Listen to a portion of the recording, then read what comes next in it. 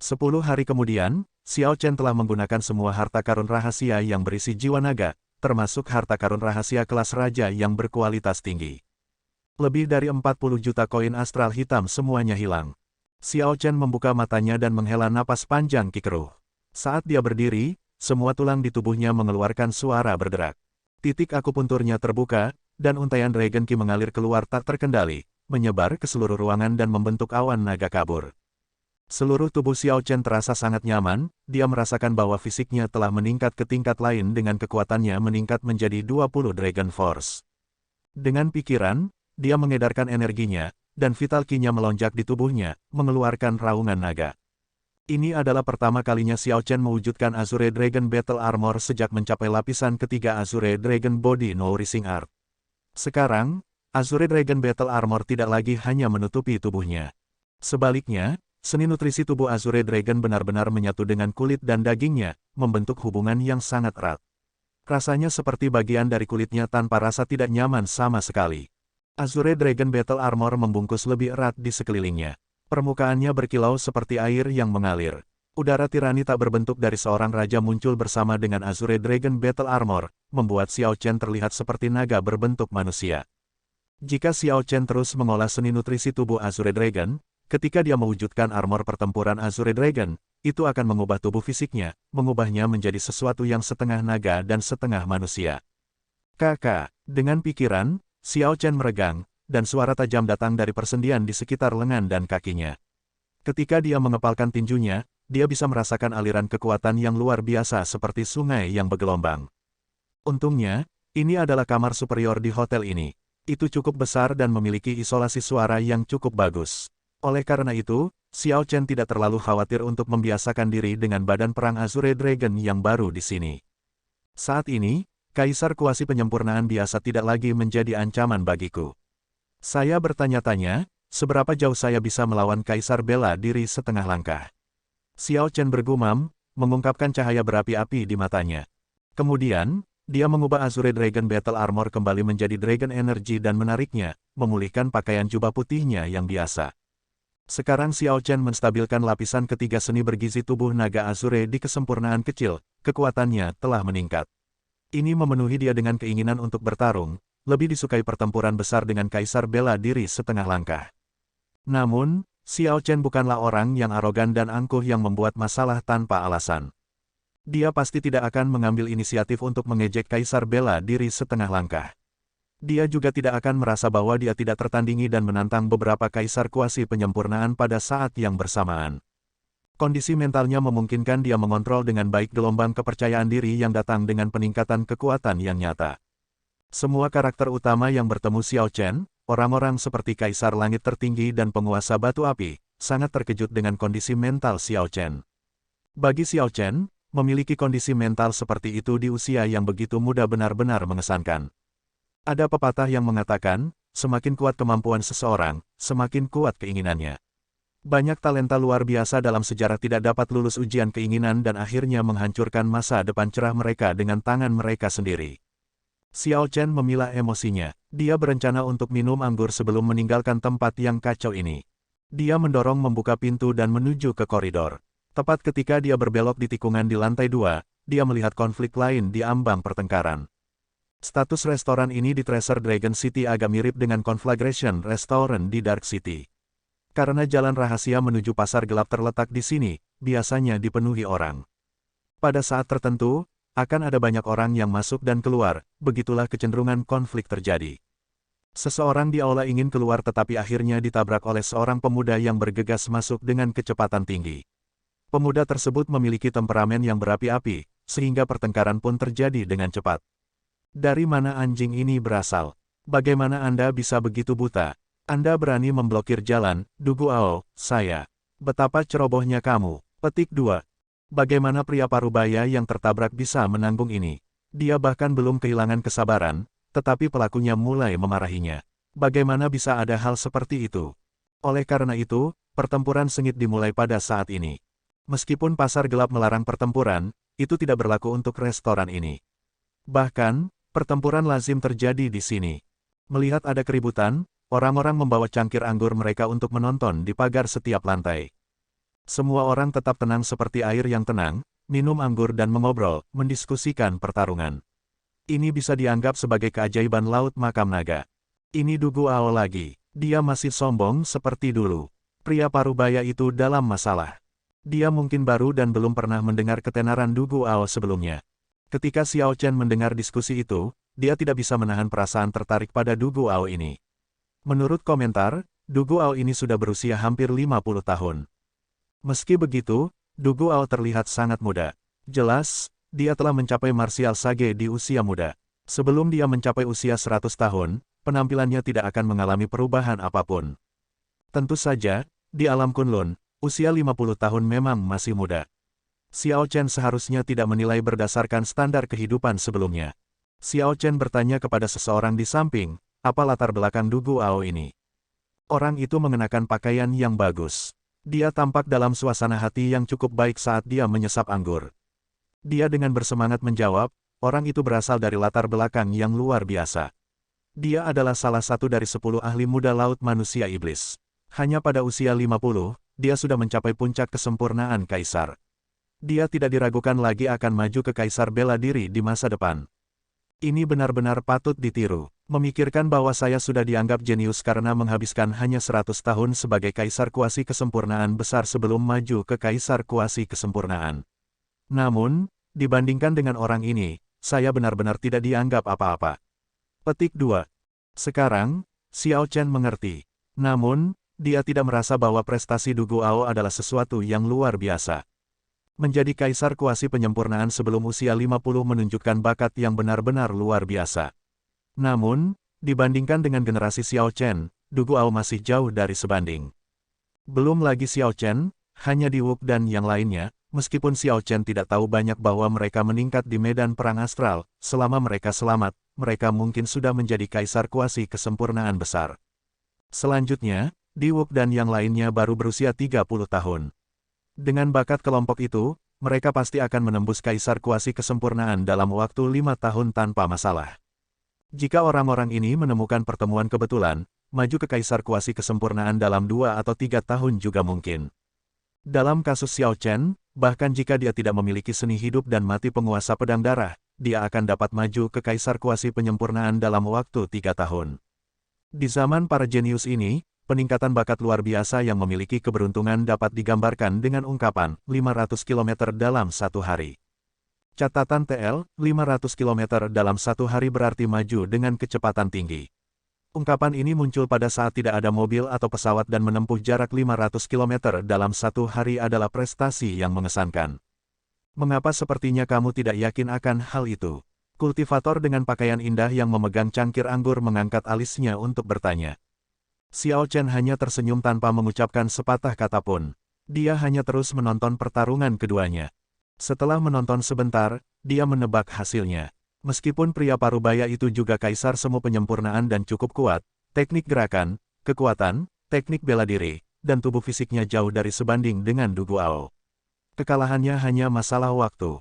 Sekarang Xiao Chen tahu hasilnya, dia kehilangan minat. Dia tidak lagi memperhatikan pertempuran, menggunakan kesempatan ini untuk menemukan tempat duduk yang bagus di lantai 2. Kemudian, dia memesan beberapa anggur dan makanan, mengurus urusannya sendiri saat dia makan. Namun, hasilnya di luar dugaan Xiao Chen. Tepat saat pembudidaya setengah baya akan dikalahkan, kaisar bela diri setengah langkah menyerbu. Kepala botak yang menarik perhatian kaisar bela diri setengah langkah ini memiliki tato ular hitam yang aneh.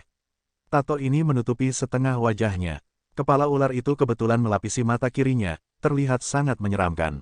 Begitu pria botak itu mengungkapkan kultivasi kaisar bela diri setengah langkahnya, itu mengejutkan semua orang saat dia menyelamatkan pembudidaya paruh baya itu.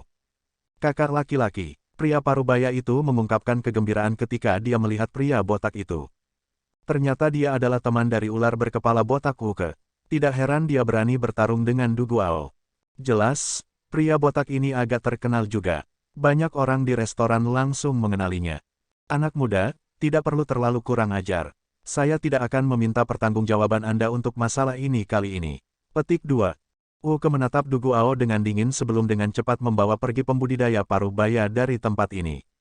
Meskipun Du Guao tidak takut pada pria botak ini, dia tahu dia bukan tandingannya. Jika dia ingin berbenturan langsung, dia akan berakhir menderita. Melihat ke arah yang ditinggalkan keduanya, Du Guao mengutuk dengan sedih. Setelah itu, dia menuju ke lantai 2. Dia melihat sekeliling dan memperhatikan tempat yang bagus di mana Xiao Chen berada. Kemudian, dia segera berjalan. Enyahlah, aku ingin tempat ini. Ini adalah tempat di mana kekuatan berkuasa, di mana siapapun yang lebih kuat adalah suara akal. Tindakan Du Guao sangat normal di mata orang lain. Aku lebih kuat darimu, jadi aku berhak menyuruhmu, nyahlah. Jika Anda memiliki kekuatan kaisar bela diri setengah langkah, Anda dapat membalikkan keadaan dan membuat Du Guao ini enyah juga. Ketika orang biasa bertemu dengan situasi seperti itu, mereka hanya akan menderita dengan sabar dan diam-diam. Ini bukan masalah besar di Laut Makam Naga. Menarik, orang ini merasa tidak yakin sebelumnya. Sekarang, karena sial, Du Guao datang kepadanya. Bahkan jika orang ini tidak yakin sebelumnya, dia harus yakin sekarang, gumam pria dengan pakaian indah itu, yang berbicara dengan Xiao Chen sebelumnya, sambil tersenyum sambil mengangkat cangkir anggurnya. Xiao Chen menutup telinga terhadap Du Guao. Dia dengan tenang meminum anggurnya dan memakan makanannya seolah dia tidak pernah mendengar apa yang dikatakan Du Guao. Mencari kematian, Du Guao sudah merasa kesal. Sebelumnya, dia ditunjukkan oleh Kaisar bela diri setengah langkah. Sekarang, Kaisar semu kesempurnaan besar yang tidak penting berani menentangnya. Jadi, dia langsung berkobar. Dia mengangkat tangannya dan melemparkan pukulan ke Xiao Chen. Tiba-tiba, mata tenang Xiao Chen bersinar. Dia dengan lembut menjentikkan tangan kanannya, dan dua sumpit yang dia pegang terbang keluar seperti anak panah yang tajam.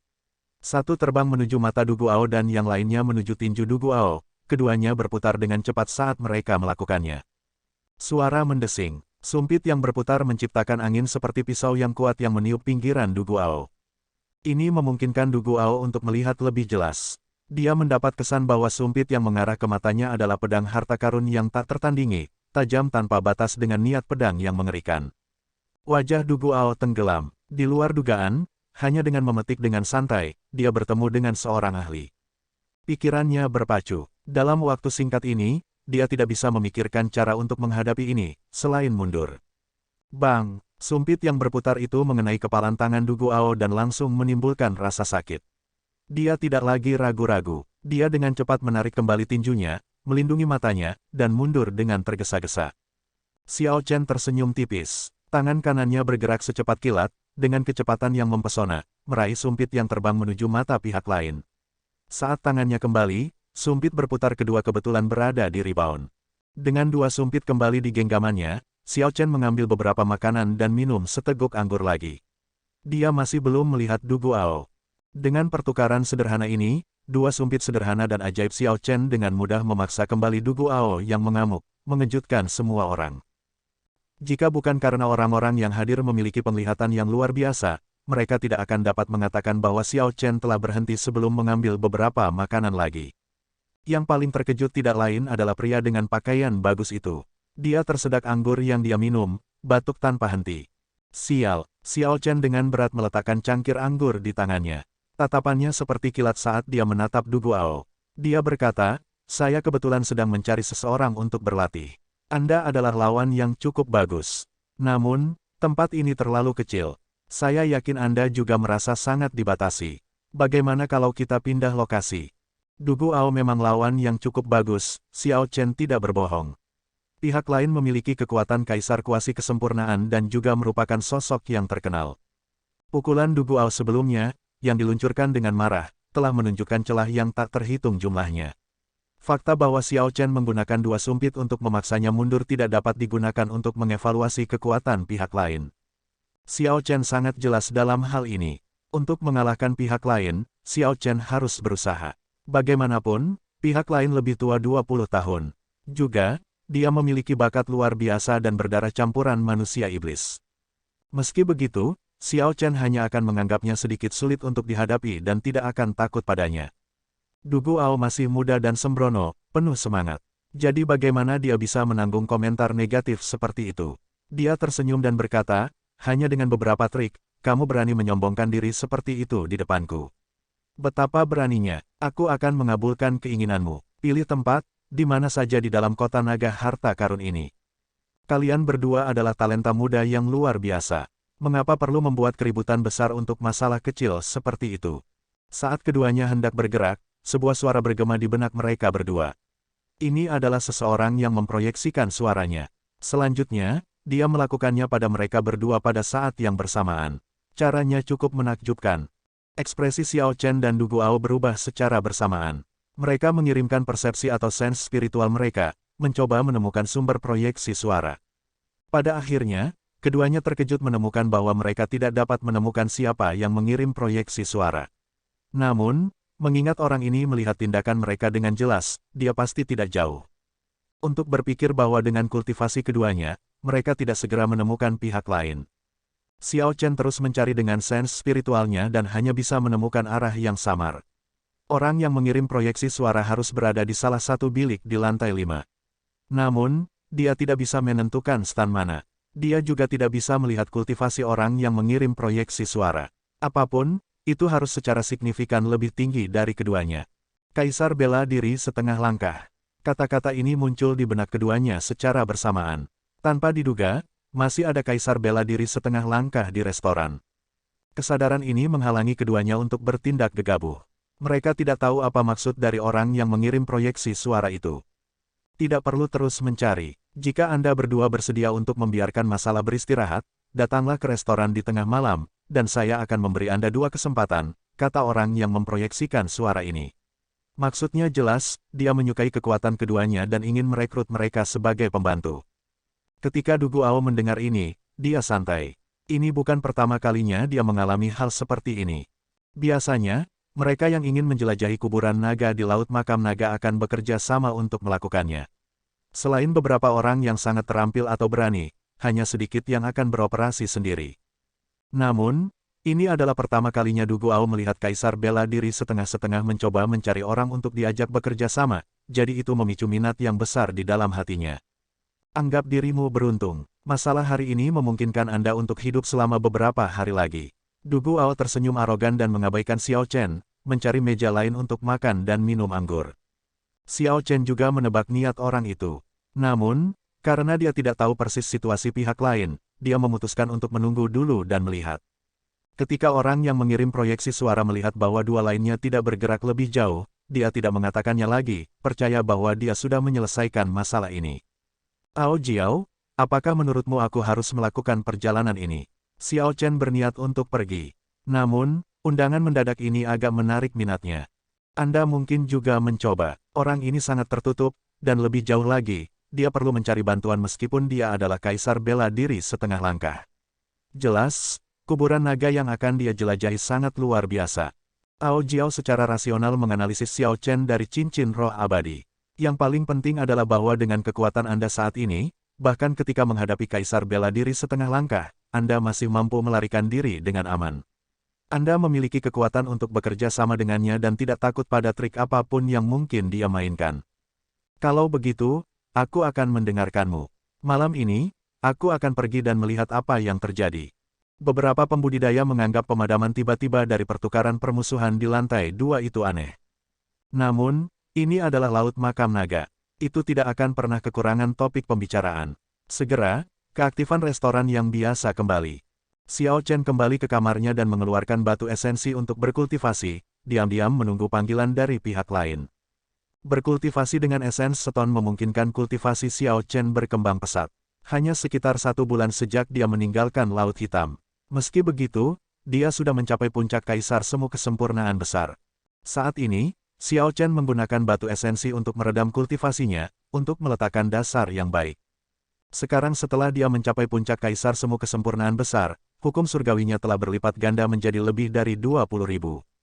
Selanjutnya, dengan temperamennya yang terus-menerus, hukum surgawi ini menjadi sangat padat dan tidak longgar sama sekali. Itu bukan lagi situasi memiliki jumlah besar tetapi kualitas rendah. Saat ini, yang perlu dia lakukan hanyalah terus mengatur hukum surgawinya. Setelah dia memperoleh buah kematian dan bunga kehidupan, dia akan menggunakan seni hidup dan mati untuk memadatkan hati seorang kaisar, dan dia akan mampu menembus kaisar kuasi penyempurnaan. Tanda pisah. Malam itu sedingin air, cahaya bulan malam ini tidak terang sama sekali. Saat berkultivasi, Xiao Chen mendengar beberapa langkah kaki lembut. Dia berhenti berkultivasi dan membuka matanya, mengetahui bahwa berita yang dia tunggu akan segera tiba.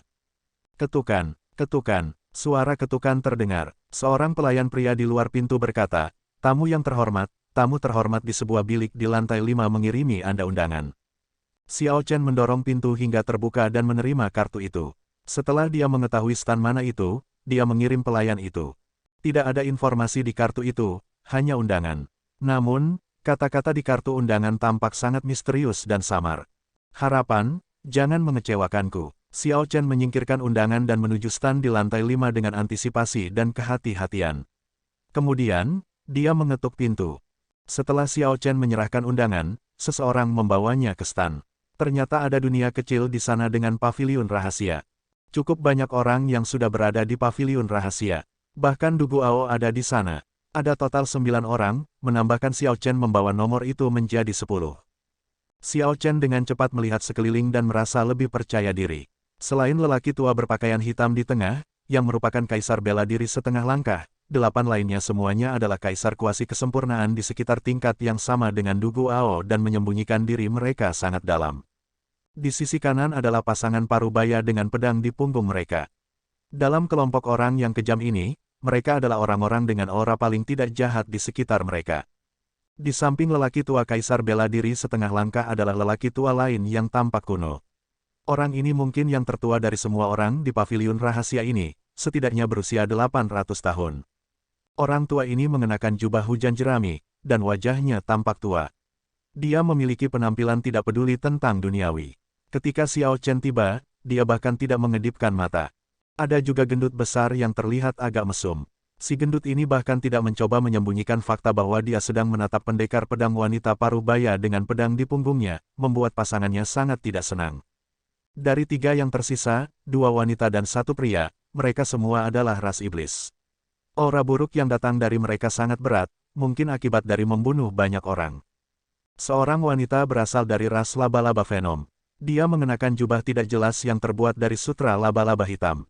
Sosoknya yang menggerahkan dan wajahnya yang menyeramkan memancarkan aura yang memikat. Ras laba-laba Venom adalah ras Vien yang agak langka di dunia samudera, jadi tatapan Xiao Chen tertuju padanya untuk beberapa saat. Wanita lainnya adalah dari ras hiu perak. Dia mengenakan kerudung hitam dan menunjukkan ekspresi dingin, yang menyembunyikan pikirannya. Kultivator ras Vien laki-laki tunggal adalah dari ras gajah besar. Orang ini memiliki kulit yang gelap. Saat dia melihat Xiao Chen, dia membuat ekspresi bermusuhan. Ini adalah kelompok yang sangat elit. Tidak hanya ada kaisar bela diri setengah langkah, tetapi semua kaisar kuasi penyempurnaan di sini juga merupakan tokoh terkenal. Dengan kelompok yang begitu kuat, kuburan naga macam apa yang tidak bisa mereka masuki. Namun, pemimpin itu masih khawatir dan mengundang Du Guao dan dirinya sendiri. "Bos Yang, bahkan jika kita tidak dapat menemukan orang, tidak perlu merekrut begitu saja untuk membuat jumlahnya. Untuk berpikir Anda bahkan mengundang kaisar semu kesempurnaan hebat." Pria balap gajah besar yang tampaknya memusuhi Xiao Chen berkata dengan nada netral. "Brat, tidak sembarang orang bisa pergi ke tempat yang kita tuju. Jangan buang nyawamu." Setelah mengatakan ini, pria balap gajah besar itu melangkah maju dan meletakkan tangannya di bahu Xiao Chen. Kemudian, dia menggunakan kekuatannya yang besar, mencoba mendorong Xiao Chen keluar. Perlombaan gajah besar dikenal dari kekuatan bawaan mereka yang tak terbatas. Dorongan yang tampaknya biasa-biasa saja ini sebenarnya beberapa ribu ton kekuatan. Semua orang tahu bahwa sirkulasi vital Qi bahkan lebih cepat daripada energi hukum atau intisari. Seseorang dapat menggunakan Qi vital mereka hanya dengan sebuah pikiran. Ketika kelompok itu melihat pria berkulit gelap itu tiba-tiba bergerak, mereka semua berharap Xiao Chen terdorong mundur dan menabrak dinding paviliun rahasia. Yang mengejutkan semua orang, ketika pria berkulit gelap itu bergerak, Xiao Chen, yang mengenakan Fleeting Shadow Gloves, merespons dengan kecepatan yang bahkan lebih cepat. Meskipun Xiao Chen bertindak belakangan, langkahnya mendarat lebih dulu. Bang! Pria berkulit gelap itu dengan cepat terbang kembali seperti bola meriam. Karena tertangkap basah, dia jatuh ke tanah, tampak agak lucu. Pada pemandangan ini, mata semua orang berbinar. Sekarang, ketika mereka melihat Xiao Chen, mereka semua mengambil sikap hati-hati. Ini terutama terjadi pada Du Guao, yang sangat terkejut. Dia tidak menyangka bahwa selain trik mencolok Xiao Chen sebelumnya, Xiao Chen juga memiliki kekuatan untuk mendukungnya. Agar Xiao Chen dapat menjatuhkan pembudidaya balap gajah besar ke udara, kekuatan fisiknya tidak dapat diremehkan, meskipun kecepatannya juga berperan. "Cukup, dia adalah seseorang yang aku pilih. Aku tidak membutuhkanmu untuk mengujinya. Yang Kai, kaisar bela diri setengah langkah, mengetuk meja, berteriak untuk menghentikan pria berkulit gelap yang sedang bangkit kembali, berniat untuk bertarung. Saya yakin tidak ada yang keberatan dengan kekuatan Du Guao. Saya kira juga tidak ada lagi keberatan atas kekuatan adik laki-laki ini, kan? Yang Kai melanjutkan dengan acuh tak acuh. Haha, dia mampu mengalahkan seorang pembudidaya ras gajah besar dalam kekuatan fisik. Bagaimana kami bisa keberatan? Si gendut membalas sambil tersenyum, membuat pria balap gajah besar berkulit gelap itu kesal. Namun, karena harus memberikan wajah Yang Kai, pria balap gajah besar itu tidak bisa kehilangan kesabarannya di sini dan hanya bisa bertahan sambil merasa cemberut. Tidak ada pembudidaya lain yang keberatan. Jadi, setelah Yang Kai melakukan perkenalan, dia berkata kepada Xiao Chen, adik kecil, karena kamu di sini, kurasa kamu berhasil menyimpulkan beberapa dari apa yang sedang terjadi. Aku akan menjaga hal-hal singkat. Orang tua ini menemukan kuburan naga bintang 8 yang belum pernah dijelajahi sebelumnya di laut makam naga ini. Jika Little Brother tertarik, Anda dapat bergabung dengan kami. Jika Anda tidak tertarik, tidak apa-apa juga. Saya hanya akan menjatuhkan Anda selama beberapa hari untuk mencegah Anda membocorkan berita tentang kami. Petik 2. Kuburan naga bintang 8, lebih jauh lagi, yang belum pernah dijelajahi siapapun sebelumnya. Xiao Chen merasa bersemangat. Sekarang, dia agak mengerti mengapa Yang Kai ini bertindak begitu misterius dan sangat berhati-hati dalam mengundang begitu banyak orang untuk membentuk sekelompok besar elit. Sampai sekarang, semua kuburan naga yang dikenal di Laut Makam Naga telah dieksplorasi oleh orang lain. Tidak ada satu pengecualian. Selanjutnya, mereka telah dieksplorasi beberapa kali. Jika seseorang memutuskan untuk bergabung dan mempelajari lebih jauh, bahkan jika ada beberapa keuntungan, itu tidak akan banyak. Dalam keadaan seperti itu, orang dapat dengan mudah membayangkan nilai dari kuburan naga yang belum dijelajahi. Alasan mengapa Yang Kai mencari begitu banyak orang tidak lain adalah fakta bahwa itu adalah kuburan naga bintang 8, sesuatu yang hanya dilampaui oleh makam naga laut jauh, tanah terlarang yang besar. Sementara nilai kuburan naga ini sangat tinggi, risikonya juga sangat tinggi. Bahkan dengan kekuatan Yang Kai sebagai kaisar bela diri setengah langkah, dia tidak akan mampu menghadapinya dan menelan semua keuntungan sendirian. Adapun menjatuhkan Xiao Chen selama beberapa hari, itu mungkin bohong. Jika Xiao Chen tidak setuju, semua orang di sini mungkin akan menyerang dan membunuhnya untuk membungkamnya. Hal ini menyangkut keuntungan pribadi mereka. Bagaimana mereka bisa membiarkan sesuatu terjadi secara kebetulan dengan menunjukkan belas kasihan? Xiao Chen berpikir sejenak dan akhirnya menemukan jawaban. Dia agak tertarik untuk melihat tanah harta karun seperti apa kuburan naga bintang 8 itu. Besar, teman kecil Xiao Chen memang sangat berprinsip. Dalam hal ini, saya akan menjelaskannya terlebih dahulu. Saya memegang hak atas 20% harta karun di kuburan naga. Adapun sisanya, Anda semua dapat mendistribusikannya sesuai dengan kemampuan Anda. Tentu saja, harta karun yang berserakan pergi ke siapapun yang menemukannya lebih dulu. Tidak perlu membaginya. Yang Kai mengedepankan cara yang adil untuk mendistribusikan harta. Setelah itu, dia melanjutkan, karena kita semua berada di tim yang sama, kita semua berada di kapal yang sama. Tidak masalah dendam apa yang Anda miliki satu sama lain, selama tim tidak terpecah. Anda semua tidak diizinkan untuk saling membunuh. Ini terutama untuk saling membunuh demi harta. Saya akan mengucapkan kata-kata yang tidak menyenangkan terlebih dahulu.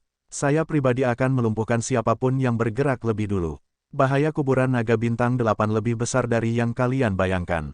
Jangan menyabotase seluruh tim untuk hal-hal lain. Sebagai kaisar bela diri setengah langkah, kata-kata Yang Kai mengandung banyak ancaman. Tentu saja, bagaimana situasi pastinya tidak jelas saat ini. Semua pembudidaya di sini adalah orang-orang yang pantang menyerah.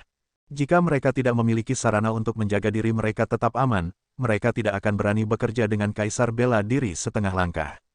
Semua orang menyatakan pendirian mereka tentang ini, berjanji untuk melakukan apapun sampai masalah ini selesai. Kemudian, Yang Kai berkata, bagus. Jika Anda tidak memiliki apapun yang perlu Anda persiapkan, kami akan segera berangkat. Petik 2. 10 tidak memiliki banyak yang perlu mereka persiapkan. Setelah beberapa diskusi, mereka berpisah dan bersiap untuk pergi, berkumpul kembali di dasar laut di luar Treasure Dragon Island. Bagaimanapun, sekelompok 10 terlalu mencolok, yang akan mengakibatkan kebocoran informasi. Xiao Chen, hati-hati, item pemakaman dari kuburan naga bintang 8 mungkin sangat banyak, tetapi bahaya yang terlibat sama besarnya. Kita tidak tahu hal-hal aneh macam apa yang akan kita temui. Tepat saat Xiao Chen bersiap untuk pergi, Ao Jiao mengingatkannya. Setiap kali dia pergi bertualang, dia akan selalu mengkhawatirkannya. Xiao Chen mengangguk dan menjawab, aku tahu. Saya masih memiliki Solar Plume Feather yang tidak digunakan yang diberikan Little Yellow Feather kepada saya. Ini akan memungkinkan saya untuk melarikan diri dengan aman. Akan lebih baik jika Anda tidak membutuhkannya. Ao Jiao berpikir dalam hati, setelah membuka warisan Sangmu, kekuatanku akan meningkat secara signifikan. Pada saat itu, saya akan lebih banyak membantu Xiao Chen. Saya harap sebelum itu terjadi, Xiao Chen akan baik-baik saja. 1 jam kemudian, semua orang tiba di tempat pertemuan di dasar laut. Tanpa mengucapkan sepatah kata pun, Yang Kai memimpin jalan ke depan. Mengikuti Yang Kai, kelompok itu terus masuk lebih dalam di sepanjang dasar laut. 10 km, 20 km, mereka mencapai lebih dari 100 km di bawah permukaan, kedalaman laut. Tempat ini begitu dalam sehingga diselimuti kegelapan. Kadang-kadang, kelompok itu melihat beberapa ikan bercahaya aneh, karang warna-warni, dan segala macam ranjau. Dunia di dasar laut tidak membosankan. Ada banyak pohon raksasa, pegunungan berkelok-kelok, dan binatang buas bawah laut yang kuat. Jelas, Yang Kai sangat akrab dengan area ini dan telah mengintainya berkali-kali. Yang Kai memimpin kelompok itu tanpa ragu-ragu melalui banyak pegunungan bawah laut yang menjulang tinggi sebelum berhenti. Suara mendesing. Dia mendirikan penghalang energi besar, membungkus semua orang di dalamnya, dan mendorong keluar air laut. Kemudian, dia menunjuk dan berkata, itu adalah pintu masuk kuburan naga. Namun, ada formasi yang menyegelnya. Kami hanya bisa membukanya menggunakan kekerasan. Kelompok itu melihat ke arah yang ditunjuk Yang Kai. 10 km jauhnya ada 2 pintu batu kuno berbintik-bintik yang mengunci sebuah gua besar. Izinkan saya, pria balap gajah besar berkulit gelap itu maju selangkah dan berjalan keluar dari penghalang energi. Kemudian, dia berlari di dalam air, energi yang sangat besar membuat air laut mengepul. Yang Kai tidak menghentikan pria balap gajah besar itu. Dia telah menguji pintu batu ini sebelumnya. Setelah lebih dari 1 juta tahun, kekuatan formasi telah menurun secara signifikan. Seharusnya tidak sulit untuk membukanya. Pria balap gajah besar itu meninju pintu batu. Seluruh pegunungan mulai bergetar. Beberapa batu jatuh dari atas pintu batu, tetapi pintu itu tidak menunjukkan retakan yang jelas. Ledakan, ledakan, ledakan. Pria balap gajah besar itu menghujani pintu batu itu dengan pukulan, membuatnya gemetar seolah-olah akan pecah kapan saja. Namun, tidak, berdiri dengan tangguh. Yang Kai sedikit mengernyit. Ketahanan pintu batu ini melebihi harapannya. Bahkan setelah sekian lama, itu masih bisa menahan pukulan seperti itu. Yang Kai memandang pasangan parubaya itu dan berkata, pergi bantu dia. Pasangan parubaya itu mengeksekusi seni pedang mereka, dan pedang di punggung mereka keluar dari sarungnya dengan suara berdentang. Itu tampak seperti 2 naga laut dalam langsung bergegas keluar dan berenang 10 km untuk menabrak pintu batu. Bang! Pintu batu pecah. Setelah itu, kedua pedang itu kembali ke sarungnya. Langkah cantik ini menarik banyak perhatian dari grup. Pria berkulit gelap adalah yang paling tertekan. Setelah menghabiskan begitu banyak upaya pada pukulan itu, pintu batu jatuh ke kedua pedang itu. Ayo masuk. Setelah kita masuk, pastikan untuk tidak terpisah satu sama lain, kata Yang Kai sebelum memimpin. Kelompok itu masuk satu demi satu. Xiao Chen masuk terakhir. Karena dia terus merasa bahwa suasana di sini agak aneh, jari-jarinya bergerak saat dia menggunakan seni mencari naga untuk memeriksa geomansi tempat ini. Pada akhirnya, dia terkejut menemukan bahwa tempat ini bukanlah naga lawan. Ada pepatah yang mengatakan, kebaikan mengarah pada kemakmuran, lawan mengarah pada kematian. Melawan Vena Naga adalah tempat terbaik untuk mengubur orang mati. Xiao Chen melanjutkan perhitungannya dan terkejut ketika dia menemukan bahwa ini juga bukan Vena Naga yang menguntungkan. Sebaliknya, ini adalah tempat di mana keduanya saling menguntungkan dan berlawanan. Sebuah ide terlintas di benaknya. Tepat ketika Xiao Chen hendak mengeksplorasi pemikiran ini, dia menemukan bahwa Yang Kai sedang melihat ke atas. Jadi, Xiao Chen menghentikan perhitungannya dan mengikuti. Tidak ingin membangkitkan kecurigaan pihak lain, Xiao Chen mempercepat, memasuki pintu masuk kuburan naga di ekor kelompok. Begitu kelompok itu memasuki lubang hitam pekat, mereka langsung terkejut menemukan bahwa meskipun pintu batunya rusak, air laut tidak mengalir masuk. Saat kelompok itu berjalan lebih jauh, ruang melebar, dan bangunan mulai muncul. Arsitektur bangunannya unik, sangat kasar dan sederhana, memberikan kesan kuat. Itu tampak sangat sederhana dibandingkan dengan gaya bangunan modern yang indah. Namun, itu juga memungkinkan seseorang untuk mendapatkan kesan era kuno jauh. Sebagian besar sisa-sisa sangat kumuh. Banyak bangunan runtuh dan jatuh ke samping. Sangat sulit bagi seseorang untuk membayangkannya dalam bentuk lengkapnya, yang benar-benar disayangkan. Yang lain tidak tertarik dengan bangunan di era Dragon Rache. Mereka sudah pernah melihat mereka sebelumnya di kuburan naga lainnya. Semakin jauh kelompok itu pergi, semakin kelompok itu merasa ada sesuatu yang salah. Kuburan naga ini terlalu damai. Satu-satunya suara di tempat ini adalah langkah kaki mereka yang bergema. Suasana aneh dan lingkungan yang tenang membuat bulu kuduk mereka berdiri. Di dasar laut, lebih dari 100 km di bawah air, tempat itu gelap dan dingin. Saat kelompok itu berjalan melewati kuburan naga yang belum dijelajahi, semua orang merasa sangat tidak nyaman. Xiao Chen melihat sekeliling, berpikir bahwa tempat ini tidak terlihat seperti kuburan naga. Itu tampak lebih seperti pinggiran kota era kuno jauh. Bagaimana mungkin kuburan naga dibangun di kota? Dia merasa curiga di dalam hatinya. Selain itu, sense spiritualnya yang kuat menangkap beberapa ki hitam yang tidak jelas di udara, meresap dari tanah. Ada sangat sedikit, tapi itu sangat menyeramkan. Tidak hanya Xiao Chen yang merasakannya. Du Guao berdarah campuran manusia iblis juga sangat sensitif terhadap ki iblis ini. Setelah dia merasakannya, dia mengerutkan kening dan menyebutkan penemuannya. Saya tidak yakin apa yang terjadi dengan tempat ini, tetapi ada ki iblis yang meresap ke tempat ini dari tanah. Setelah mendengar apa yang dikatakan Du Guao, si gendut dalam kelompok itu berkata, tempat ini memang sangat aneh. Ini sangat besar, namun, tidak ada harta alam yang biasanya ditemukan di kuburan naga. Sebaliknya, tempat ini dipenuhi dengan bangunan dan bahkan mengeluarkan ki iblis. Apakah tempat ini kuburan naga atau bukan? Yang lain juga merasakan hal yang sama. Selain lelaki tua dengan jubah hujan jerami, mereka semua melihat ke pemimpin kelompok, Kaisar bela diri setengah langkah Yang Kai. Yang Kai menjawab dengan acuh tak acuh, saya menggunakan harta karun rahasia khusus untuk memeriksa, seharusnya tidak salah. Pasti ada ahli puncak Dragon Rache yang terkubur di sini. Xiao Chen telah mendengar tentang harta karun rahasia yang dapat menguji kuburan naga. Ini adalah harta karun rahasia yang unik untuk laut makam naga. Itu bisa memindai dasar laut dalam jarak 1 km dan memberinya peringkat bintang berdasarkan kekuatan aura penguasa kuburan. Harta karun rahasia seperti itu sangat langka. Namun, itu sangat akurat. Karena Yang Kai mengatakan itu, maka peringkatnya tidak boleh salah. Jadi, kelompok itu tidak memikirkan masalah ini setelah tiba di sisa dan berjalan-jalan di berbagai lorong. Tak lama kemudian, mereka sampai di sebuah koridor yang berkelok-kelok.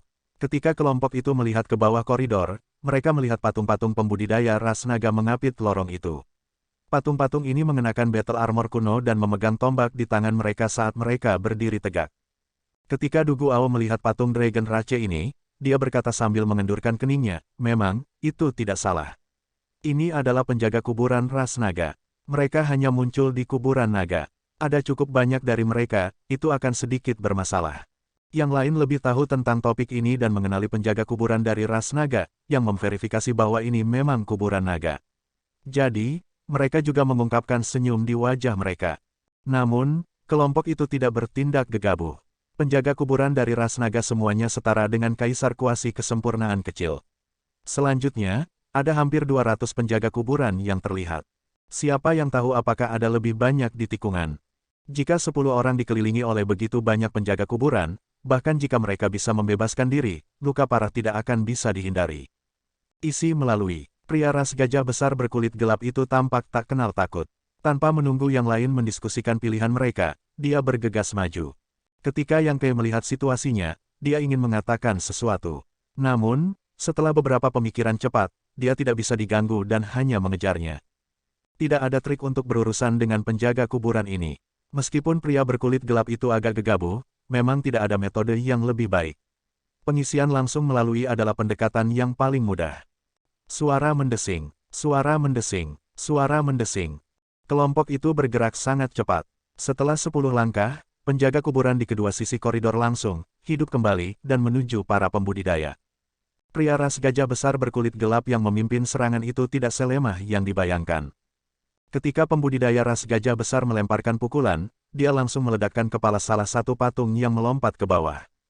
Ayunan lebar dan gaya garangnya memiliki keuntungan yang sangat alami di lingkungan ini. Ketika pria balap gajah besar menerobos, dia menyapu semua yang ada di depannya. Namun, terlepas dari kekuatan ganas pria balap gajah besar itu, jika koridor yang berkelok-kelok berlanjut lama, dia mungkin akan menghabiskan vital ki-nya dan mati dengan menyedihkan. Tempat ini tidak bisa menghentikanku. Si gendut tertawa keras. Tubuhnya tampak seperti bola karet dengan penjaga kuburan yang melompat turun terus-menerus memantul darinya. Meskipun metodenya terlihat lucu, dia akan segera menyusul pria berkulit gelap di depan. Di sisi lain, pasangan Parubaya, yang mengeksekusi seni pedang yang indah itu sebelumnya, merasa sulit untuk menangani lingkungan ini. Berbeda dengan pembudidaya balap gajah besar, setiap langkah mereka sangat sulit. Namun, pasangan itu bekerja sama dengan sangat baik. Meskipun mereka bergerak perlahan, mereka tidak dalam bahaya. Segala macam gambar pedang muncul di sekitar mereka, membentuk layar pedang yang membuat penjaga kuburan keluar.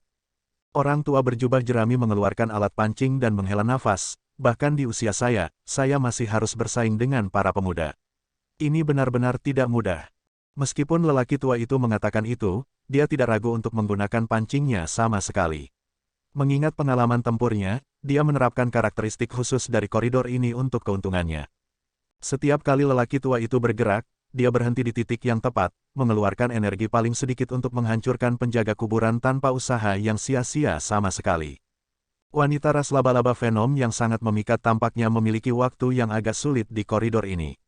Lingkungan menghalanginya untuk menunjukkan keunggulan teknik bela diri. Namun, wanita ras laba-laba Venom tidak memiliki pengalaman seperti pria tua berjubah jerami atau pasangan seperti yang dimiliki Swordswoman itu. Karena itu, bahaya mengelilinginya, dia mungkin orang yang paling berbahaya di koridor ini.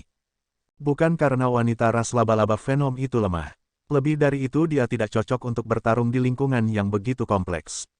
Adapun wanita ras Vien lainnya, dia tampak sangat mendominasi. Dia memegang pedang harta karun perak yang tajam di tangannya saat dia mengirimkan pedang ki. Dia tidak membiarkan dirinya dikepung saat dia terus berlari ke depan. Du Guao tersenyum dingin dan mengeksekusi serangkaian teknik tinju yang indah. Menggunakan ini dalam kombinasi dengan teknik gerakan dan kecepatannya, dia masih mampu mengeluarkan keadaan teknik tinjunya dengan sempurna meskipun dikepung. Sebuah sungai melonjak, mengalir tanpa henti, mengalir ke arah yang dikirim Du Guao teknik tinjunya. Saat sungai mengalir melalui koridor yang berliku, tidak ada penjaga kuburan yang bisa menghentikannya. Bahaya memungkinkan kelompok untuk menunjukkan keunikan teknik bela diri mereka. Dengan sekali pandang, Xiao Chen bisa melihat berbagai keunggulan dan kekuatan teknik bela diri. Sekarang, dia memiliki gambaran kasar tentang seberapa kuat semua orang. Xiao Chen mungkin memiliki waktu termudah di koridor berliku ini. Si gendut juga dengan mudah menghindari penjaga kuburan ini dengan memantulkannya. Dengan mengandalkan teknik gerakannya, Du Guao masih bisa menggunakan teknik tinjunya yang sempurna meskipun dikepung, yang memperlihatkan kelemahan para penjaga kuburan ini. Meskipun ada banyak penjaga kuburan, mereka tidak cukup cepat. Langkah naga guntur kesempurnaan hebat Xiao Chen sama sekali tidak kalah dengan teknik gerakan kedua orang itu. Bahkan, miliknya bahkan lebih kuat. Secara alami, dia akan memiliki waktu yang lebih mudah. Saat Xiao Chen bergerak, dia meninggalkan bayangan di setiap langkah yang dia ambil, melewati sejumlah besar penjaga kuburan. Bayangan listrik berkedip-kedip dan menghilang. Xiao Chen melenggang di sepanjang koridor berbahaya ini, koridor kematian, merasa sangat santai. Awalnya di paling belakang, dia dengan cepat menyusul wanita ras laba-laba Venom yang dikelilingi oleh bahaya. Tanpa mengatakan apa-apa, Xiao Chen membantunya, membunuh penjaga kuburan di belakang wanita ras laba-laba Venom dengan masing-masing satu serangan telapak tangan. Ketika serangan telapak tangan Xiao Chen mendarat, cahaya pedang yang menyilaukan mengalir keluar dari penjaga kuburan yang jatuh. Kemudian, ribuan lubang muncul di dalamnya, mencegah mereka untuk bangun lagi. Setelah semua penjaga kuburan di belakang wanita ras laba-laba Venom mati, situasinya segera mereda. Saat Xiao Chen lewat, dia mengucapkan terima kasih yang lembut padanya. Dia sedikit mengangguk mengiyakan, namun, dia juga tidak terlalu mempedulikannya. Bahkan jika dia tidak bergerak, wanita ras laba-laba Venom ini tidak akan mati di sini. Dia hanya akan berada dalam keadaan yang lebih menyedihkan. Dia pasti menyimpan beberapa kartu truf sebagai cadangan. Xiao Chen terus mengeksekusi langkah naga guntur dan bergerak maju. Saat dia maju dengan langkah santai, listrik berkedip, memungkinkan dia untuk maju dengan mudah dan tanpa hambatan. Segera, dia menyusul pasangan yang menggunakan pedang.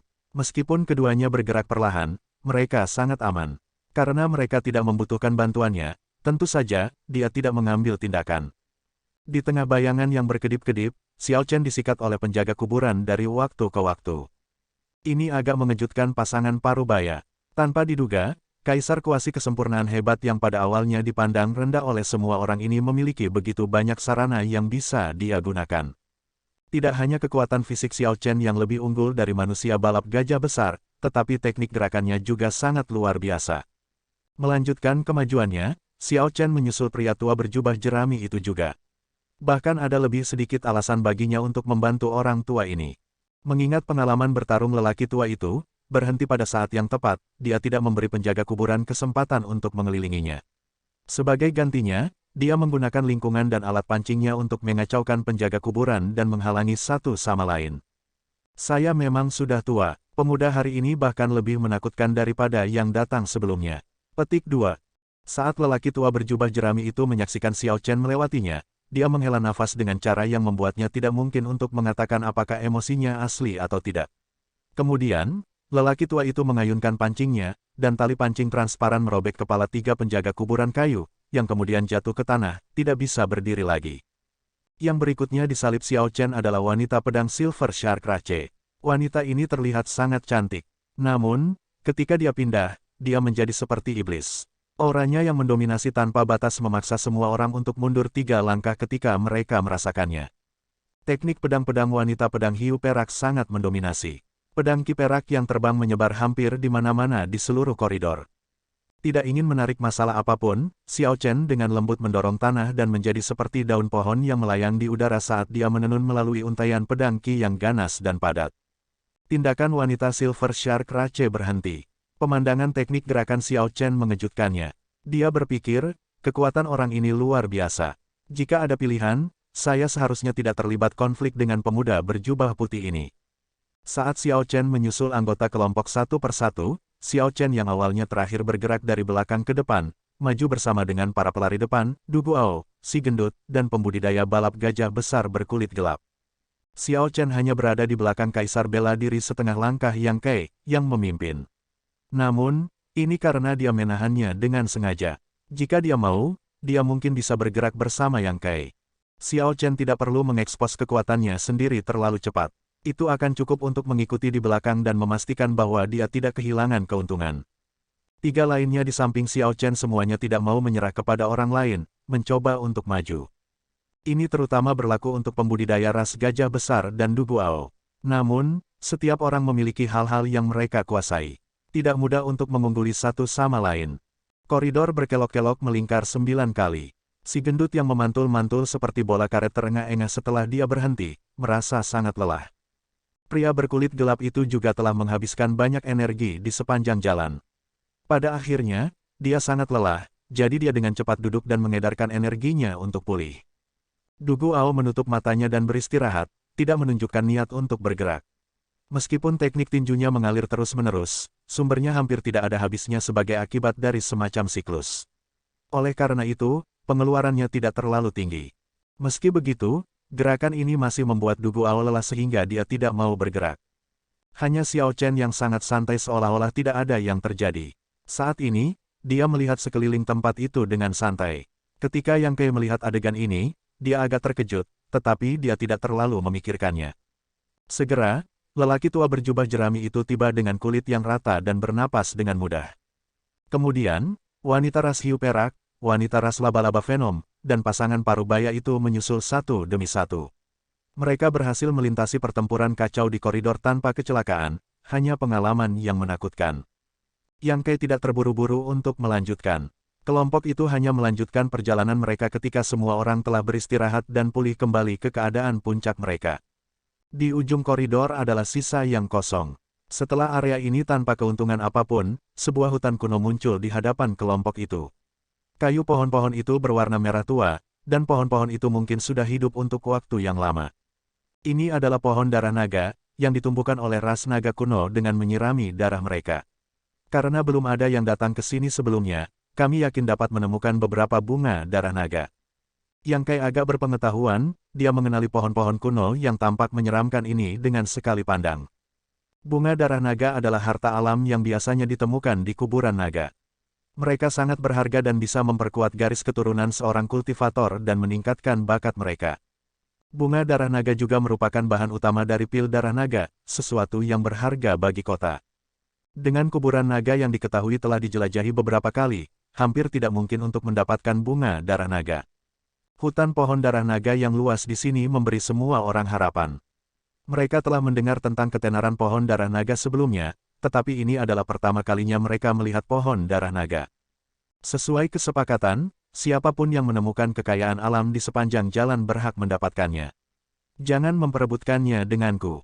Pria ras gajah besar berkulit gelap itu tidak takut tempat ini memiliki bahaya, jadi dia memimpin dalam menyerbu ke dalam hutan. Xiao Chen agak tertarik dengan bunga darah naga ini juga karena mereka dapat meningkatkan tubuh fisik dan bakatnya serta memperkuat garis keturunannya. Mereka seharusnya lebih efektif padanya dengan roh bela diri naga Azure miliknya. Mempertahankan kehati-hatiannya, dia mendorong tanah dan memasuki hutan pohon darah naga ini juga. Xiao Chen diam-diam hinggap di atas pohon darah naga. Setelah dia memverifikasi bahwa tidak ada orang di sekitar, dia membuka mata surgawinya. Perasaan dan persepsi spiritual agak dibatasi di tempat ini. Jika kelompok itu ingin menemukan bunga darah naga, mereka harus mengandalkan mata mereka sendiri. Xiao Chen, yang memiliki mata surgawi, tidak diragukan lagi memiliki banyak keuntungan. Setelah membuka mata surgawinya, dia segera menyapu pandangannya ke seluruh hutan, dengan jelas melihat setiap sudut dan mengubahnya menjadi pemandangan yang melintas tanpa henti di benaknya. 1 bunga, 2 bunga, 3 bunga. Segera, Xiao Chen menemukan lebih dari 100 bunga. Selain beberapa yang terlalu jauh darinya atau terlalu dekat dengan yang lain, dia yakin akan mendapatkan sebagian besar dari mereka. Setelah menutup mata surgawi, dia menarik napas dalam-dalam dan membentangkan sayap kebebasan. Kemudian, dia mengeksekusi langkah naga guntur dan mulai mengumpulkan bunga darah naga di seluruh hutan pohon darah naga. Suara mendesing, suara mendesing, suara mendesing. Bergerak dengan kecepatan penuh, Xiao Chen begitu cepat sehingga dia seperti bayangan yang melompat-lompat di hutan saat dia mengumpulkan bunga darah naga. Di dalam hutan, pembudidaya berkulit gelap melihat bunga darah naga dan segera mengungkapkan ekspresi kegembiraan. Dia menggeser kakinya untuk pergi dan mengambilnya. Namun, sesosok tiba seperti angin, bergegas di depan dan memetik bunga darah naga terlebih dahulu. Xiao Chen, apa maksudmu dengan ini? Saya menemukan ini pertama. Apakah Anda mencoba melanggar aturan yang ditetapkan Bos Yang? Petik 2. Melihat bahwa itu adalah Xiao Chen, pria berkulit gelap itu gemetar karena marah saat dia berteriak, memutuskan untuk tidak membiarkan masalah ini berhenti. Teriakan itu menarik beberapa orang di dekatnya. Ketika mereka melihat Xiao Chen di cabang pohon, mereka semua mengungkapkan jejak ekspresi yang rumit. Xiao Chen bergerak terlalu cepat, dan matanya sangat tajam. Lebih dari satu orang telah melihatnya bergerak, dan setiap kali dia berhenti, dia akan mendapatkan sesuatu. Mereka sudah lama iri padanya. Sekarang pria berkulit gelap itu menemukan alasan, yang lain berpikir untuk menargetkannya. Jumlah orang yang datang untuk menonton meningkat. Bahkan yang Kei muncul. Xiao Chen tahu bahwa masalah itu telah meledak, penampilannya terlalu mencolok. Namun, Xiao Chen tidak menunjukkan rasa takut. Dia menatap pria berkulit gelap dengan dingin dan membalas, "Kamu terlalu banyak berpikir." Senior yang mengatakan bahwa siapapun yang memperolehnya terlebih dahulu akan mendapatkan hak untuk itu, bukan siapapun yang melihatnya terlebih dahulu akan mendapatkan hak untuk itu. Bahkan jika mempertimbangkan siapa yang melihatnya lebih dulu, Xiao Chen akan tetap benar. Dia telah melihat semua bunga darah naga di sini ketika dia membuka mata surgawinya. Tidak peduli apa, alasan mendukung Xiao Chen. Jawaban ini mengejutkan pria berkulit gelap, dia tidak menyangka Xiao Chen akan membantah seperti itu. Pria balap gajah besar yang kurang fasih itu agak kehilangan kata-kata. Jadi dia akhirnya berkata, "Saya tidak peduli. Saya melihat bunga darah naga ini, jadi Anda harus memberikannya kepada saya. Kalau tidak, jangan salahkan aku karena kejam." Xiao Chen membalas dengan dingin, "Kamu bisa mencoba bersikap kejam padaku. Lihat apakah aku takut padamu atau tidak." Melihat suasana di antara keduanya menjadi lebih tegang, Yang Kei dengan cepat menyela, "Xiao Chen, biarkan dia memiliki bunga darah naga. Anda tidak kekurangan bunga darah naga. Faktanya, bahkan jika kita semua menyatukan bunga darah naga kita, itu tidak akan sebanyak milikmu, kan?" Meskipun Yang Kei jelas berpihak pada pria berkulit gelap, Xiao Chen tidak berpikir untuk menyerah sama sekali. "Hanya karena saya jauh lebih mampu daripada yang lain, saya harus memberi jalan kepada mereka. Ini tidak masuk akal." Selanjutnya, Di lingkaran ini, jika seseorang menunjukkan kelemahan dan menyerah, tidak akan ada akhir untuk ini nanti. Keserakahan manusia tidak akan pernah bisa dipuaskan. Aku tidak bisa mundur satu langkah pun. Xiao Chen dengan acuh tak acuh menempatkan bunga darah naga ke dalam cincin semestanya. Kemudian, dia memegang lunar Shadow Saber di tangan kirinya, diam-diam menyampaikan pendiriannya tentang masalah ini. Sama seperti Xiao Chen dan pria ras gajah besar berada dalam keadaan saling bermusuhan dan akan mulai berkelahi, si gendut tiba-tiba menjerit. Brengsek, apa ini? Si gendut meraih ke belakang dan meraih, lalu mengeluarkan sepotong besar daging. Seekor serangga merah dengan mulut kecilnya dengan cepat mengunyah daging muncul di tangannya. Serangga merah di tangan si gendut panjangnya tidak lebih dari 2 cm. Namun, potongan daging yang dikunyahnya berukuran sekitar setengah telapak tangan, yang menunjukkan betapa tajam giginya dan betapa mengerikannya itu. Situasinya sangat aneh. Kemunculan serangga merah yang tiba-tiba dan jeritan kesakitan si gendut menarik perhatian semua orang. Ketika semua orang melihat kecepatan serangga merah itu mengunyah dan memakan dagingnya, mereka merasakan hawa dingin menjalari punggung mereka. Beraninya kau memakan daging tuan ini. Aku akan meremasmu sampai mati. Si gendut tidak bisa menahan amarahnya. Dia bertepuk tangan dengan marah, menggunakan beberapa kekuatan. Kemudian, ledakan hebat meletus di antara telapak tangannya. Yang lebih mengejutkan adalah ketika si gendut memisahkan tangannya, serangga merah itu belum mati. Ia melebarkan sayapnya dan melompat, lalu mendarat di pipi kanan si gendut. Setelah itu, serangga itu mencungkil sepotong besar daging dari wajah si gendut. Ketika yang lain melihat wajah berdarah si gendut, pemandangan yang kejam bagi mata, kulit kepala mereka menjadi agak mati rasa karena ketakutan. Kecepatan serangga merah terlalu cepat, dan juga terlalu tahan terhadap tekanan. Oleh karena itu, adegan ini terjadi di depan mata semua orang. Suara mendesing. Reaksi Yang Kai adalah yang tercepat. Dia dengan cepat bergerak dengan kecepatan kilat dan meraih serangga merah itu, menyelamatkan si gendut. Cepat, pergi. Ini adalah binatang bermutasi kuno, bak darah naga. Mereka hidup bersama dalam kawanan. Cepat, pergi, pergi sekarang. Kengerian melintas di mata Kaisar bela diri setengah langkah ini. Dia tidak memberikan banyak penjelasan sebelum menjentikkan jarinya dan membunuh bak darah naga. Kemudian, dia segera bergegas keluar dari hutan. Yang lain tidak bisa mengerti apa yang sedang terjadi. Namun, siapapun yang melihat keadaan menyesal si gendut akan merasa takut. Tidak ada yang peduli lagi dengan dendam antara Xiao Chen dan pria berkulit gelap itu. Mereka semua mengejar Yang Kai, membuat lari liar. Berdengung, berdengung, berdengung. Suara serangga darah naga yang tak terhitung jumlahnya mengepakkan sayapnya bergema di seluruh hutan. Sejumlah bak darah naga yang konyol terbang keluar dari pepohonan, membangkitkan ekspresi yang sangat tidak sedap dipandang dari Xiao Chen dan yang lainnya. Tidak ada yang mengharapkan situasi seperti itu. Kami dikelilingi. Yang Kai kembali dari depan. Bahkan dengan kekuatan Kaisar bela diri setengah langkahnya, dia tidak berani meninggalkan grup dan melangkah terlalu jauh ke depan. Dalam sekejap mata, situasinya menjadi perjuangan hidup dan mati. Kuburan naga ini dibuat sedemikian rupa sehingga mereka tidak bisa bersantai sama sekali. Kelompok itu berkumpul menjadi lingkaran untuk menghadapi serangga merah yang masuk. Tidak ada yang berani sombong di sini dan mencoba bertarung sendirian. Ketahanan bak darah naga adalah pembuka mata bagi kelompok tersebut. Hanya dengan memfokuskan kekuatan mereka di satu tempat, mereka dapat membunuh bak darah naga. Namun, mengingat ini, kelompok itu tidak dapat membunuh banyak orang dengan satu serangan. Saat menghadapi puluhan ribu bak darah naga ini, bahkan jika 10 pembudidaya mendorong kecepatan mereka hingga batasnya, mereka tidak berani bersantai sama sekali. Semua orang takut bak darah naga mendarat di tubuh mereka. Ketika mereka memikirkan tentang keadaan menyedihkan si gendut dan konsekuensi dari bak darah naga yang menyerang tubuh mereka, tidak ada yang berani bersantai. Meskipun tubuh fisik Xiao Chen sangat kuat, dia tidak mau membiarkan bak darah naga mengujinya. Xiao Chen memasukkan kekuatan jiwa pedang petir ke dalam bilah pedangnya. Dia tidak menyebarkannya dan hanya menahan posisinya, terus-menerus mengirimkan layar pedang listrik. Jika tidak ada yang bertahan di belakang Xiao Chen, bahkan dengan kekuatannya, dia akan kesulitan untuk menutupi semua arah. Bahkan dalam situasi saat ini, dia tidak santai sama sekali. Pikirannya tetap sangat waspada. Setiap kali dia menyerang, dia melakukannya dengan kekuatan penuhnya. Xiao Chen belum pernah dalam keadaan seperti itu, di mana dia menggunakan kekuatan penuhnya terus-menerus, untuk waktu yang sangat lama dan tidak memiliki kapasitas mental yang tersisa. Mengingat dia sudah berada di tempat yang sulit, orang bisa membayangkan betapa buruknya yang lain. Wanita ras laba-laba racun melemparkan segumpal jaring laba-laba, menangkap banyak serangga darah naga sekaligus. Namun, sebelum dia bisa tersenyum, dia melihat serangga darah naga lainnya terbang dan secara efisien menggigit sarang laba-laba. Meskipun gerakan ini bukan pertahanan yang substansial, kemampuannya ini membuatnya sedikit rileks.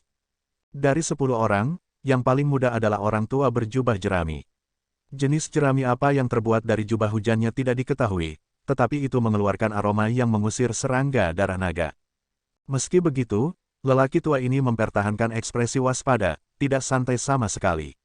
Efek dari jubah jeraminya mungkin memiliki batas waktu. Ada lebih sedikit bak darah naga ke arah itu. Kita harus mencoba untuk keluar dari pengepungan dengan cara itu, teriak si gendut sambil melihat ke suatu arah. Pada saat ini, dia sudah menggunakan selembar kain untuk membungkus luka di wajahnya. Yang Kei melirik ke arah itu dan berkata dengan acuh tak acuh, itu jalan kembali. Saat Yang Kei mengatakan itu, ekspresi orang-orang yang mengungkapkan kegembiraan di wajah mereka membeku, tidak ada yang mengatakan apa-apa lagi. Jika kelompok itu keluar dari pengepungan ke arah asal mereka, mereka akan mundur. Dihadapkan dengan godaan kuburan naga bintang 8, tidak ada yang mau melakukannya. Jangan menahan kartu truf apapun. Pak Tuayu, pimpin. Kami akan menagih bersama. Kalau tidak, kita akan mati di sini. Catatan TL, Yu dari Pak Tuayu berarti ikan. Yang Kei menggerakkan kedua tangannya dan menjentikkan jarinya, mengirimkan angin kencang. Banyak mayat serangga muncul di kakinya. Arah yang dipertahankan Yang Kei adalah yang memiliki bak darah naga paling banyak. Sekarang dia ingin menyerahkan petunjuk kepada lelaki tua berjubah jerami itu. Tentu saja, itu karena dia sangat memikirkan kemampuan jubah jerami itu. Pria tua berjubah jerami itu ragu-ragu sejenak sebelum berkata, baiklah, saya akan memimpin. Namun, saya akan mengatakan ini dulu. Anda semua sebaiknya tidak memiliki pikiran lain. Kalau tidak, semua orang akan mati di sini. Jangan bermain-main dengan hidup Anda.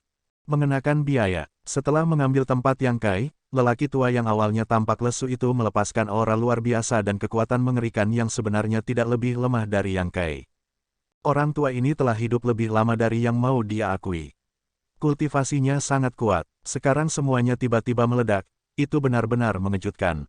Yang lain juga tahu bahwa menggambarkan ini sebagai situasi hidup dan mati tidak akan berlebihan. Jadi mereka tidak menahan kartu truf mereka. Wanita ras laba-laba Venom berteriak dan mengungkapkan bentuk Viennya, berubah menjadi laba-laba hitam besar. Masing-masing dari 8 kakinya seperti pedang harta karun yang tajam. Dengan setiap gesekan, sejumlah besar bak darah naga jatuh. Yang Kei menunjukkan kekuatan kaisar bela diri setengah langkahnya dan menggunakan senjatanya untuk pertama kalinya, pedang. Saat dia mengacungkannya, dia mengirimkan ki dingin yang tajam. Xiao Chen melihat sekeliling. Selain Du Guao, semua orang mengekspos beberapa kartu truf mereka. Meskipun Du Guao sudah mengalami beberapa luka, Xiao Chen tidak melihatnya menggunakan kemampuan alami dari garis keturunan iblisnya. 10 orang maju ke depan, melakukan yang terbaik untuk membunuh serangga darah naga yang mengerikan di depan. Dibandingkan dengan pertempuran kacau di koridor sebelumnya, hutan serangga darah naga ini bahkan lebih sulit untuk dihadapi. Lebih jauh lagi, ini sepertinya hanya tahap kedua dari kuburan naga. Sekarang, semua orang benar-benar mengalami bahaya kuburan naga bintang 8 untuk diri mereka sendiri. Dengan sebagian besar dari 10 mengekspos beberapa kartu truf mereka, kelompok itu berhasil keluar dari hutan dari banyak bak darah naga yang tersembunyi. Setiap orang memiliki luka dengan tingkat keparahan yang berbeda-beda di tubuh mereka. Saat bak darah naga menggigit, mereka mencungkil sepotong besar daging. Cara sederhana dan kasar untuk menangani kerusakan ini tidak hanya menyakitkan, tetapi juga tidak ada cara untuk pulih dengan cepat dari mereka. Meskipun Xiao Chen agak tertekan dengan hasilnya, dia memperhatikan bahwa luka di lengannya jauh lebih kecil daripada yang diterima orang lain. Dia tidak yakin apakah harus menangis atau tertawa. Sepertinya tubuh fisiknya memiliki ketahanan yang sangat kuat terhadap serangga darah naga ini. Mereka tidak bisa menggigit dagingnya. Dia tidak perlu terlalu tegang sebelumnya. Jika Xiao Chen telah mewujudkan Azure Dragon Battle Armor-nya, dia mungkin bisa keluar dari hutan ini tanpa cedera. Namun, itu adalah salah satu kartu truf terbesarnya. Jika dia bisa menghindari menggunakannya, dia akan melakukannya. Brengsek, tuan ini benar-benar tidak perlu melakukan diet lagi. Petik 2. Fatso adalah yang paling terluka parah.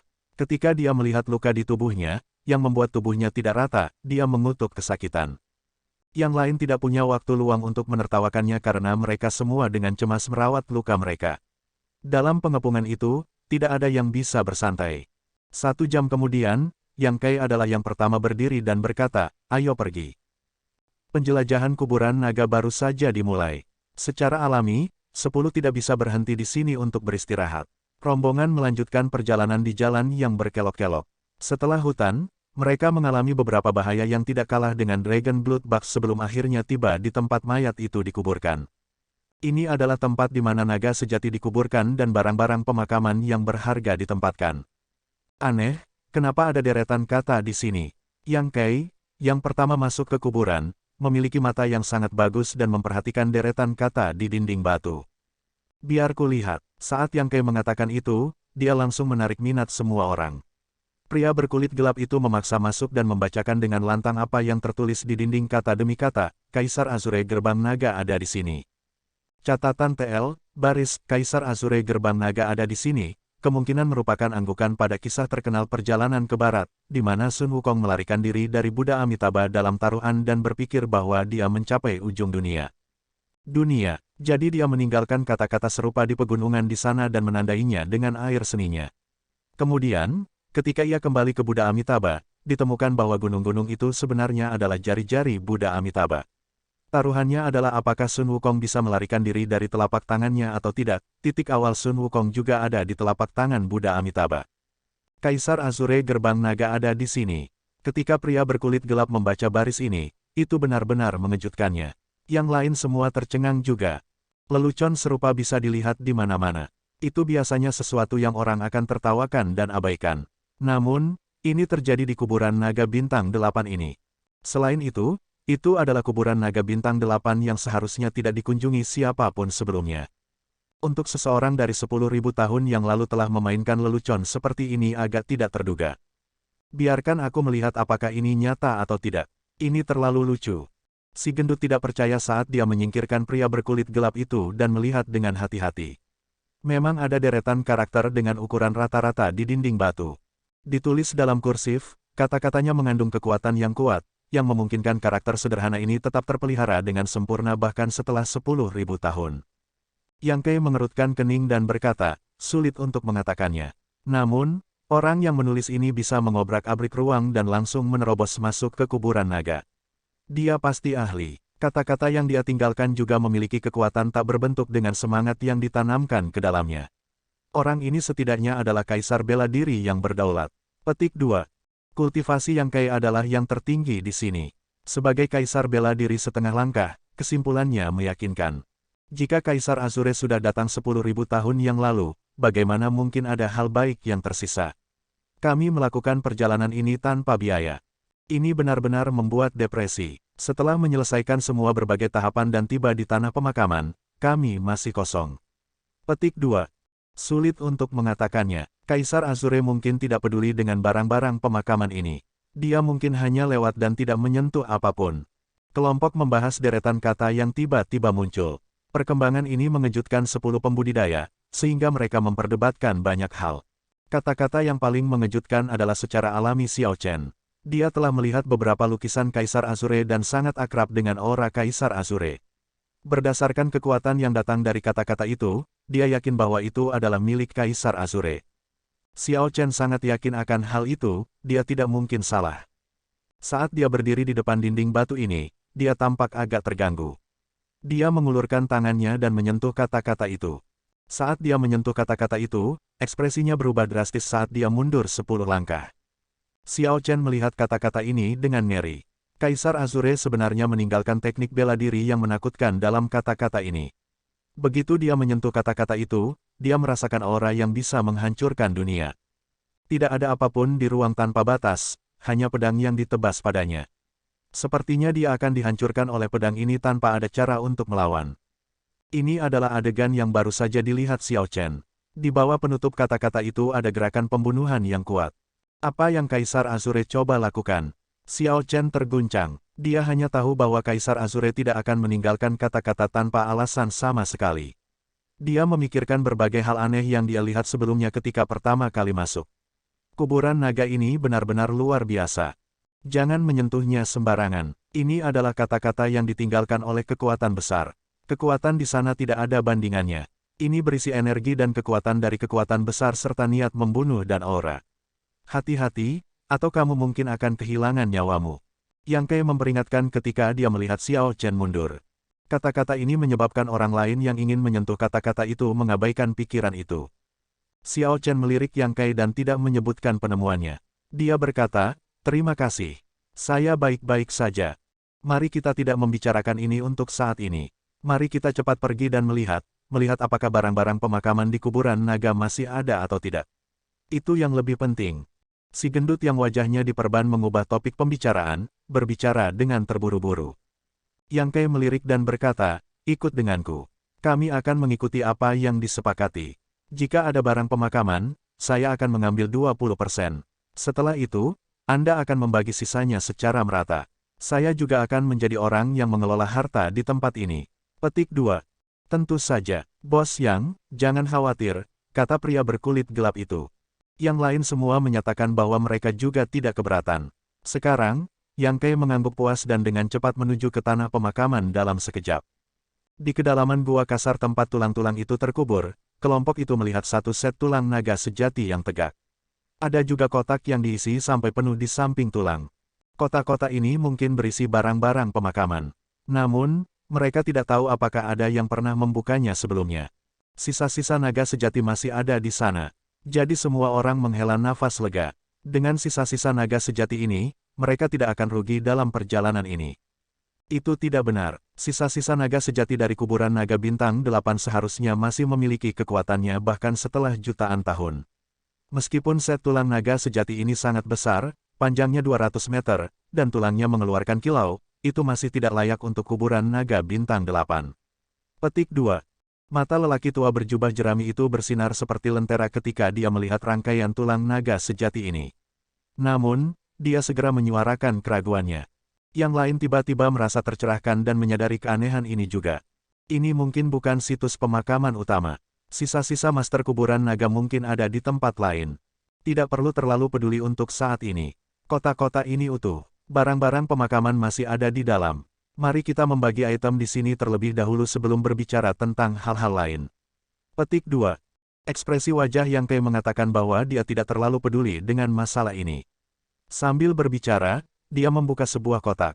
Brengsek, itu banyak esens stone. Melihat harta karun di dalam kotak, semua orang tidak bisa menahan tangis karena terkejut. Bright Essence Stone memenuhi kotak dengan rapi dalam barisan. Setidaknya ada 2000 dari mereka. Yang Kei menahan kegembiraan di hatinya saat dia terus membuka kotak lain, itu juga penuh dengan Essence Stone. Dia membuka semua 12 kotak. Dari 12, 10 berisi Essence Stone. Ketika ditumpuk bersama, mereka seperti gunung kecil. Jumlah total batu esensi melebihi 25.000, membuat semua orang tersenyum. Perjalanan ini sudah sepadan. 2 kotak lainnya memiliki berbagai harta karun rahasia ras naga. Tanpa kecuali, mereka semua adalah harta karun rahasia kelas raja berkualitas tinggi, setidaknya 20 di antaranya. Tidak heran ada begitu banyak petualang di Laut Makam Naga. Sebelum mereka selesai mencari kuburan naga, mereka sudah mendapatkan keuntungan seperti itu. Tempat ini memang tanah suci untuk bertualang, layak dikunjungi orang berbondong-bondong. Yang Kei berkata, "Bagus, kita akan membaginya sekarang. Menurut aturan, saya mendapatkan 5.000 Essence Stone. Saya juga akan memilih 4 harta karun rahasia kelas raja berkualitas tinggi. Adapun tulang naga sejati, jangan dibagi. Setelah kita keluar, mari kita jual satu set dan membagi keuntungannya." Meskipun yang lain tidak senang dengan perpecahan ini, mereka masih bisa menerimanya. Bagaimanapun, Yang Kei adalah yang terkuat di sini, dan dialah yang menemukan kuburan naga. Ada juga banyak barang pemakaman di sini juga. Xiao Chen tidak keberatan dengan ini. Dia memiliki keuntungan paling beragam di sepanjang jalan dan sudah puas. Dong, dong, dong. Saat Yang Kei hendak membagi harta untuk semua orang, sekelompok tamu tak diundang muncul dari pintu masuk pemakaman di depan. Pemimpin kelompok ini adalah Wu Ke yang botak, yang menghentikan Du Guao saat itu. Kaisar bela diri setengah langkah dengan tato ular di kepalanya. Dengan Wu Ke sebagai pemimpin, kelompoknya juga memiliki 10 orang.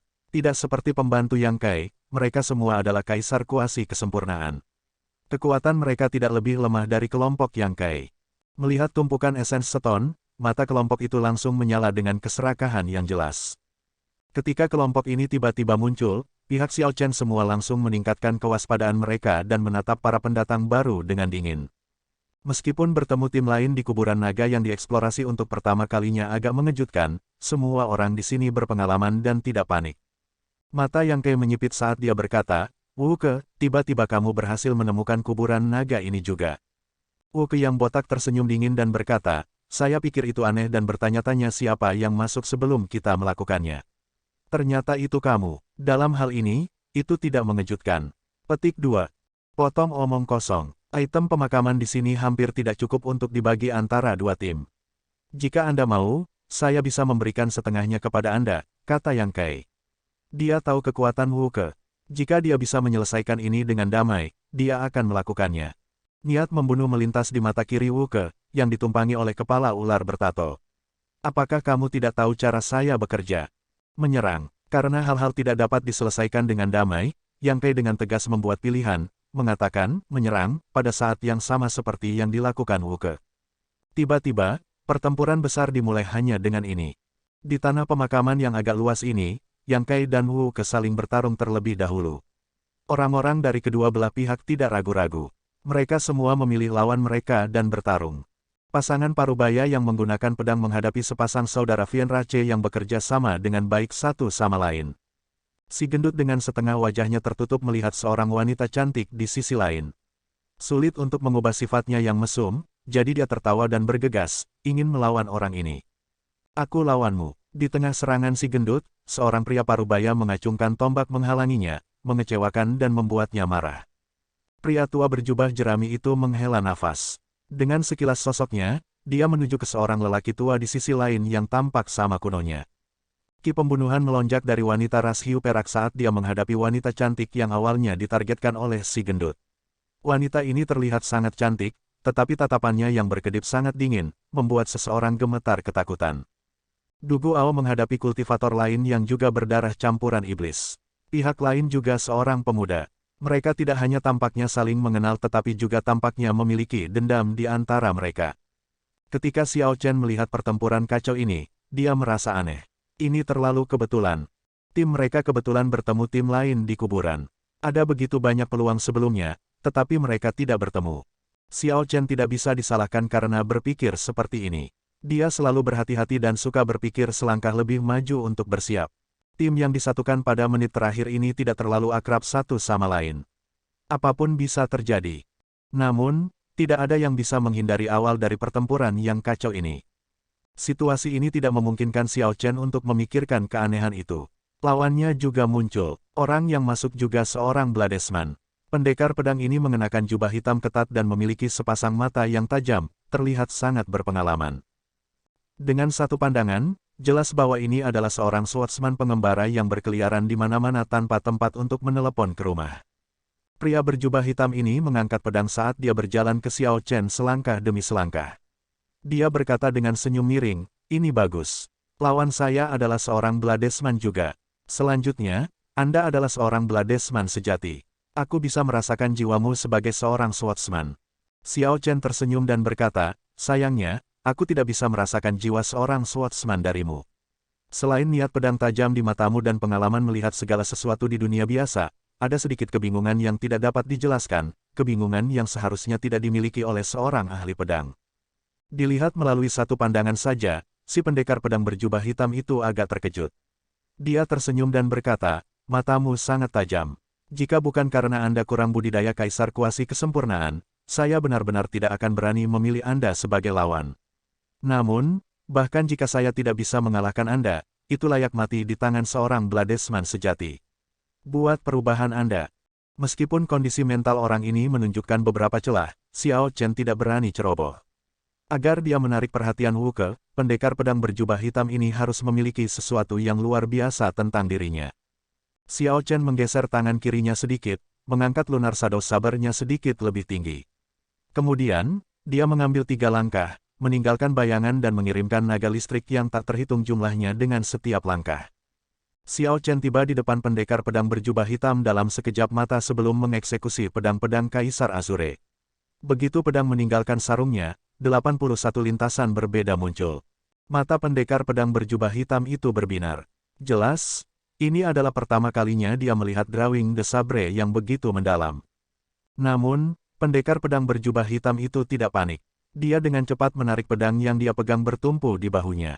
Kemudian, dia mencengkeram pedangnya dengan dua tangan, tidak terburu-buru untuk bergerak. Dia sedang menyelidiki niat membunuh Xiao Chen. Tidak peduli berapa banyak perubahan yang terjadi, hanya akan ada satu niat membunuh sejati yang tidak berubah. Bahkan jika semua 81 lintasan pedang itu nyata, pendekar pedang berjubah hitam itu hanya perlu menemukan satu yang berisi niat membunuh Xiao Chen yang sebenarnya dan menghancurkannya. Kemudian, dia akan bisa menyebarkan gelombang serangan ini. Tepat saat cahaya pedang hendak menyerang pendekar pedang berjubah hitam itu, dia tiba-tiba bergerak. Memegang pedangnya dengan dua tangan, dia mengayunkannya dengan kekuatan besar. Air terjun yang memancar muncul di belakangnya, dan saat pedang itu ditebang, air terjun itu mendarat pada saat yang bersamaan. Sial, kedua pedang itu bentrok, dan berbagai lintasan pedang semuanya pecah. Tangan kanan Xiao Chen, yang memegang pedang, terasa agak mati rasa.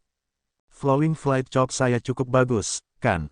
Matamu mungkin tajam, namun, dalam hal pengalaman tempur dan keterampilan pedang, Anda jauh dari saya. Kamu pasti akan kalah dalam pertempuran ini.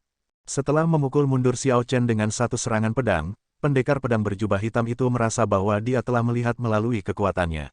Dengan kepercayaan diri yang meningkat, pendekar pedang berjubah hitam itu dengan cepat menyerang. Xiao Chen tersenyum tipis. Menggambar pedang naga azure hanyalah langkah pembuka. Itu bahkan bukan gerakan membunuh. Pihak lain terlalu meremehkannya. Tidak menjelaskan, sehingga membiarkan musuhnya meremehkannya, juga bagus. Dengan cara ini, Xiao Chen akan lebih mudah menang. Gambar-gambar pedang beterbangan saat keduanya mulai bertarung, mengirimkan gerakan tembakan cepat satu sama lain. Seluruh tanah pemakaman menjadi kacau karena semua orang bertempur dalam pertempuran mereka sendiri. Tidak ada yang bisa menyisihkan perhatian untuk pertempuran orang lain. Kedua belah pihak kira-kira sama. Saat mereka bertarung satu sama lain, ada kelebihan dan kekurangannya, tidak ada yang memiliki keuntungan terlalu besar. Seorang pemenang tidak akan ditentukan dalam waktu singkat. Setelah 1 jam, pemenang pertama pertempuran muncul. Meskipun si gendut di sisi Xiao Chen melakukan yang terbaik, pada akhirnya dia bukan tandingan Spearman Parubaya. Tombak setengah baya menembus dada si gendut dengan satu tusukan, dan si gendut mati dengan mata terbuka lebar, sekarat dengan keluhan. Catatan TL, dalam budaya Tiongkok, mati dengan mata terbuka berarti almarhum meninggal dengan sesuatu yang belum terselesaikan atau meninggal dengan kematian yang salah. Beginilah kejamnya dunia kultivator, tidak peduli seberapa tidak pensiunnya seseorang, seringkali, menjadi kurang terampil berarti kematian. Pada saat ini, pertempuran sangat tegang dan berapi-api. Bahkan jika seseorang ingin mundur, melakukannya tidak mungkin. Tombak Parubaya itu tertawa dingin saat dia mengeluarkan tombaknya. Kemudian, dia melihat sekeliling untuk memeriksa situasi medan perang. Setelah itu, ia bergabung dengan pertempuran pria balap gajah besar berkulit gelap itu. Pertempuran miring mendukung pihak Wuke. Namun, wanita ras laba-laba racun di pihak Xiao Chen segera memenangkan pertempurannya. Setelah membunuh pihak lain, dia bergabung dengan pertempuran rekan satu timnya. Xiao Chen diam-diam mengawasi situasi medan perang. Dia tidak terburu-buru untuk mengakhiri pertempurannya sendiri. Dia sudah mengetahui lawannya, si pendekar pedang berjubah hitam. Lawannya memiliki energi hukum yang padat dan beberapa keterampilan pedang. Namun, dia tidak memiliki jiwa pedang. Selama Xiao Chen mengeluarkan jiwa pedangnya yang 70% dipahami tanpa menahan diri, dia akan mampu menekan lawannya dalam sekejap dan mengakhiri pertarungan ini. Namun, Xiao Chen tidak melakukannya, karena pertempuran ini tampaknya terlalu kebetulan. Tidak peduli bagaimana dia memikirkannya, itu tidak mungkin kebetulan. Pembunuhan brutal berlanjut di medan perang. Kekuatan kedua belah pihak kira-kira setara. Dua kaisar bela diri setengah langkah, pemimpin tim masing-masing, tidak menunjukkan tanda-tanda menyelesaikan pertarungan mereka dalam waktu dekat. Pertempuran ini hanya bisa berlanjut sampai satu pihak mati. Di tengah suara pertempuran, pembudidaya jatuh satu demi satu. Pasangan Parubaya dan pria balap gajah besar di pihak Xiao Chen meninggal. Sejumlah orang yang sama juga meninggal di sisi lain. Pertempuran panjang masih belum menunjukkan tanda-tanda akan segera berakhir. Puci, di tengah teriakan, Du Guao dan lawannya sama-sama mendaratkan pukulan fatal pada satu sama lain pada saat yang sama, mengakibatkan situasi yang tidak menguntungkan dari kedua belah pihak turun bersama. Menyaksikan lawannya jatuh ke tanah, Du Guao mengungkapkan senyum pahit di wajahnya yang pucat.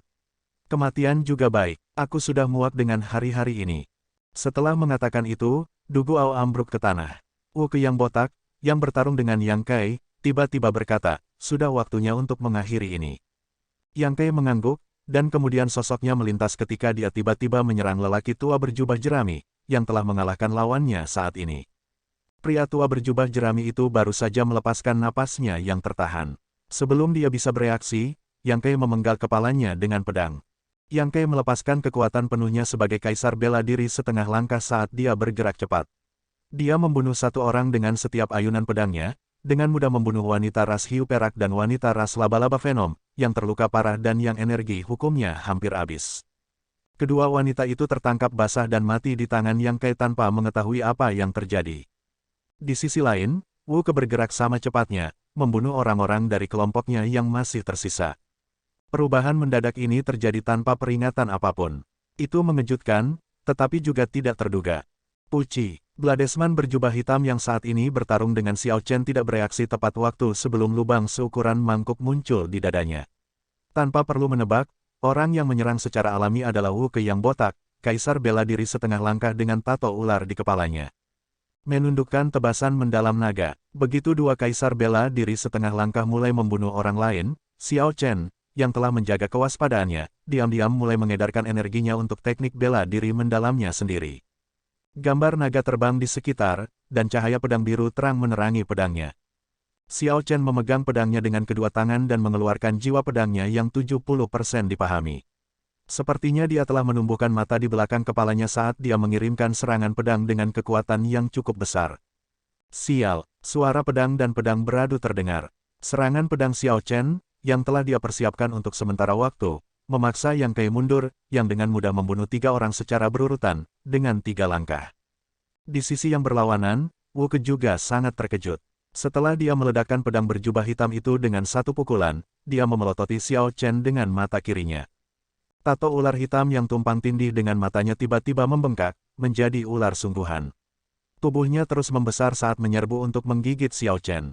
Langkah ini sangat jahat, bertujuan saat Xiao Chen menarik kembali pedangnya dan memumbungi Wu Ke. Itu ditujukan pada titik buta Xiao Chen untuk membuatnya lengah. Namun, Wu Ke bukan satu-satunya yang memiliki binatang jinak. Xiao Chen juga punya. Sebuah squawk terdengar saat Little Yellow Feather bergegas keluar dari Immortal Spirit Ring milik Xiao Chen. Itu melebarkan sayapnya dan terbang, langsung masuk ke kondisi mengamuk. Semua bulunya memancarkan emas, memancarkan cahaya yang menyilaukan. Little Yellow Feather meraih dan menggali cakarnya jauh ke dalam daging ular hitam ini, menyebabkan ular hitam itu berteriak kesakitan. Kemudian, ular hitam itu berganti target, memutar kepalanya untuk mencoba menggigit bulu kuning kecil. Puci, Little Yellow Feather membuka paruhnya dan meludahkan aliran Solar True Flame yang padat ke tubuh ular hitam itu. Ular hitam itu segera meraung kesakitan, menggeliat di tanah tanpa jeda, tampaknya sangat kesakitan. Xiao Chen memanfaatkan kesempatan ini dengan kedua tangan dan membuka jarak antara dirinya dan Yang Kai serta Wu Ke. Saat dia melayang di udara dekat dengan dinding, dia menatap keduanya dengan dingin. Hanya dalam beberapa napas, semua orang di tanah pemakaman ini mati, hanya menyisakan 3. Hasil seperti itu benar-benar tidak terduga. Tumpukan esens seton yang seperti gunung itu berkilauan, terlihat sangat menggoda. Kemudian, Xiao Chen melihat mayat berdarah di sampingnya. Pepatah, orang mati demi kekayaan, sepenuhnya benar. Xiao Chen berkata dengan acuh tak acuh, kalian berdua benar-benar memainkan trik yang bagus. Xiao ini benar-benar kagum, meskipun kuburan naga itu berbahaya, pada akhirnya, itu tidak seberbahaya hati manusia. Sekarang, dia sudah mengklarifikasi semua keraguannya. Wu Ke dan Yang Kai mungkin menemukan kuburan naga ini bersama-sama. Namun, karena kuburan naga bintang 8 ini terlalu berbahaya, mereka perlu menemukan beberapa korban penipuan. Kalau tidak, mereka tidak akan bisa memasuki kuburan dengan aman. Keduanya mungkin memiliki harta karun rahasia yang memungkinkan mereka untuk berkomunikasi satu sama lain. Setelah itu, keduanya membentuk 2 tim dan membuat tim ini, kebetulan, bertemu satu sama lain di tanah pemakaman. Dengan daya pikat begitu banyak harta, kedua tim pasti akan bertarung dalam pertempuran besar sampai akhir. Pertempuran ini terjadi untuk memberi Yang Kai dan Wu Ke kesempatan untuk berurusan dengan semua orang dengan mudah. Secara alami, semakin sedikit orang di sana, semakin baik untuk membagi harta. Wuke menghilangkan Solar True Flame dari perut ular hitam dan berdiri di samping Yang Kai. Kemudian, dia memandang Xiao Chen dan berkata, yang seharusnya kagum adalah kita berdua. Meski menghadapi begitu banyak harta, Anda tetap bisa menjaga ketenangan. Ini bukan sesuatu yang bisa kami capai. Yang Kai tersenyum dan berkata, teman kecil, sebelum kamu mati, apakah kamu memiliki sesuatu yang ingin kamu katakan? Dua kaisar bela diri setengah langkah menghadapi satu kaisar kuasi kesempurnaan besar, tidak peduli bagaimana mereka melihat ini adalah kemenangan yang pasti. Meskipun mereka terkejut dengan kekuatan dan kondisi mental Xiao Chen, Yang Kai tidak berpikir bahwa Xiao Chen bisa melakukan apapun terhadap dua kaisar bela diri setengah langkah. Anda dapat melakukan yang terbaik dan mencoba, lihat siapa yang diuntungkan pada akhirnya setelah kita melalui perjuangan hidup dan mati. Ekspresi Yang Kai dan Wuke berubah pada saat yang bersamaan. Setelah beberapa pemikiran, mereka tiba-tiba merasa bahwa kata-kata Xiao Chen memiliki makna yang lebih dalam. Apa maksudmu? Xiao Chen berteriak, apa maksudku? Apakah Anda masih tidak akan keluar? Atau apakah Anda menunggu saya untuk mengeluarkan Anda? Petik 2. Masih ada orang lain yang hidup. Pikiran ini mengejutkan Yang Kai dan Wuke. Siapa yang bisa bersembunyi cukup dalam untuk mengelabui bahkan mereka berdua? Atau apakah Xiao Chen sengaja mencoba menipu mereka? Pemuda zaman sekarang tidak tahu lagi bagaimana menghormati orang yang lebih tua. Orang tua ini hanya ingin berbaring di sini dengan damai. Mengapa perlu mengungkapkan saya? Petik 2. Desahan panjang dan berlarut-larut terdengar, dan sebuah kepala muncul dari mayat tanpa kepala lelaki tua berjubah jerami itu. Ketika dua kaisar bela diri setengah langkah melihat kepala Yang Kai potong sebelumnya, mereka menyadari bahwa itu sudah berubah menjadi tumpukan lumpur dan kembali ke tanah. Pria tua berjubah jerami itu berdiri, mengejutkan Yang Kai dan Wuke. Orang tua ini adalah rubah tua yang licik.